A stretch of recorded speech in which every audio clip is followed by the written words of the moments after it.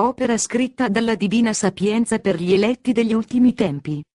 13 settembre 2011.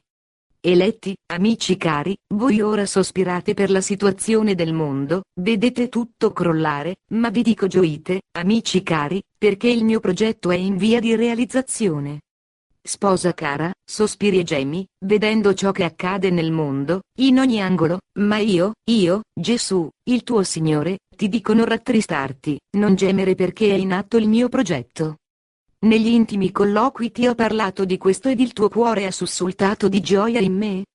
Mi dici dolce amore, alle tue parole ho provato sentimenti diversi, alcuni di grande gioia per le meraviglie che compirai, come mai se ne sono viste così sulla terra, ma ho provato anche amarezza per le gravi difficoltà che avrà il mondo, che non crede, per le pene che si preparano agli impenitenti. Dolce amore, ti ho supplicato in continuazione di pazientare con i miseri peccatori ancora impenitenti, e tu, meraviglioso e santissimo Signore, hai atteso e concesso i fiumi della tua misericordia. Il tempo ora è passato, è maturo per i più grandi eventi, ancora imploro da te Dio pazienza e misericordia per tutti coloro che ancora non si decidono.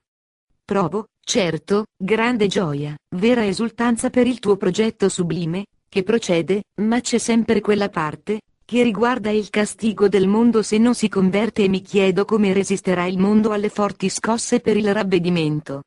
Sposa amata, pensa ad un padre che vuole correggere i suoi figli se essi colgono subito le ammonizioni, non serve punizione severa e forte, basta poco, se però i figli continuano nella ribellione, che deve fare il padre per farli rinsavire?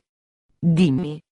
Mi dici adorato, adorato, adorato, ho compreso le tue parole, il padre deve punire con più severità, perché i figli ribelli capiscano ed amara diviene la loro vita. Dolce amore, i ribelli del presente non si contano, capisco che dovrai usare sempre più severità per farli ragionare, prima che sia tardi, prima che scenda la notte cupa della storia.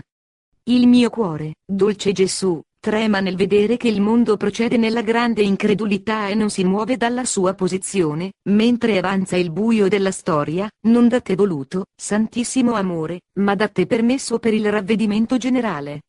Ho ben compreso, dolce amore, che tu vuoi dare tutto, vuoi concedere all'umanità di ogni tempo le cose più belle ed in parte anche l'hai già fatto benché poco meritevole, ma chi demerita a lungo non può avere, deve certo cambiare con una dura lezione. Sposa amata, ascolta bene le mie parole e le conosca il mondo. Ho concesso tempo per la conversione dei popoli e delle nazioni, mi sono fatto maestro e guida del mondo, usando vie da me preparate a questo scopo, ti dico, piccola mia, che ho aggiunto del tempo al tempo. Questo l'hai compreso? Mi dici certo, che l'ho compreso, dolce amore, perché tu mi hai parlato.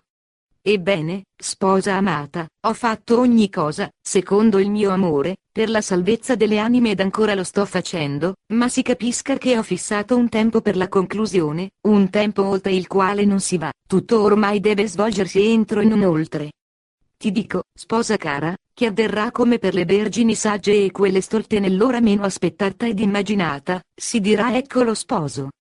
Coloro che sono pronte, entreranno nella gioia sua, ma quelle impreparate, non faranno più in tempo triste e sarà la loro fine senza speranza.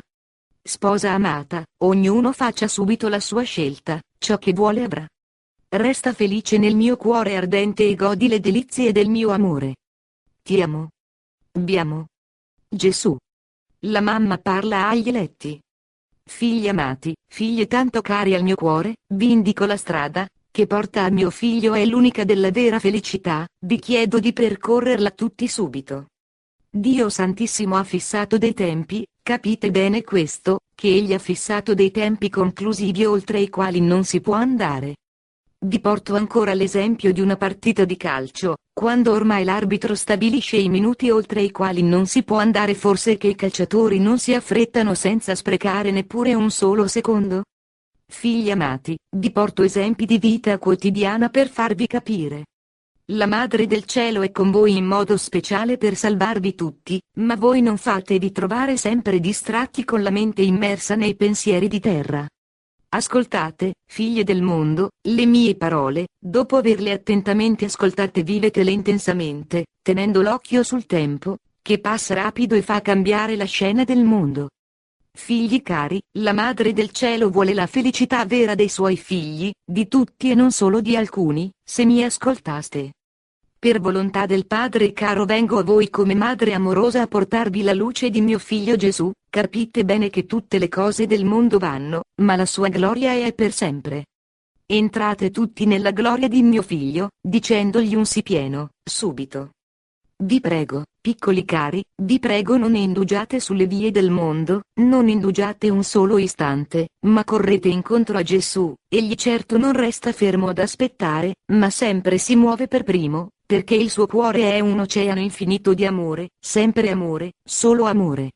Insieme, adoriamolo, adoriamolo, adoriamolo. Vi amo tutti.